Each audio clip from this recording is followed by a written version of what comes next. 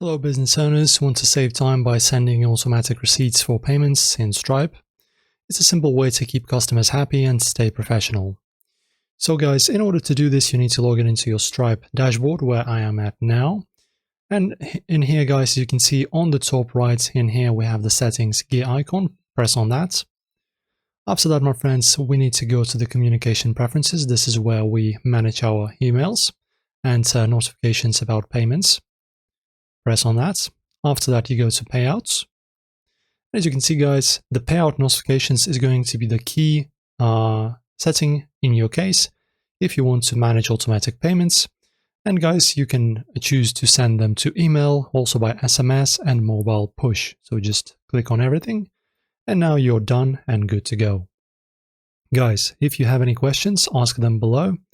Otherwise, like and subscribe and ring the bell for more tips. See you next time.